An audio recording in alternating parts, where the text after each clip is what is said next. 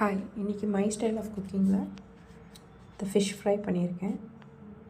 நம்ம ரெஸ்டாரண்ட்ஸில் நிறைய fish fry சாப்பிட்ருப்போம். But வீட்டில் ரெண்டு இன்க்ரீடியண்ட்டை வச்சு டேஸ்டியான இந்த ஃபிஷ் ஃப்ரையை பார்ப்போம்.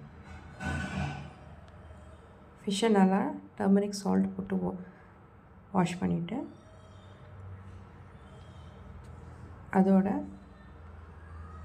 வீட்டில் இருக்கிற சில்லி பவுடர், சால்ட் போட்டு கொஞ்சம் வாட்டர் ஸ்ப்ரிங்கிள் பண்ணி நல்லா மேரினேட் பண்ணி 1/2 அன் ஹவர் வச்சுருங்க.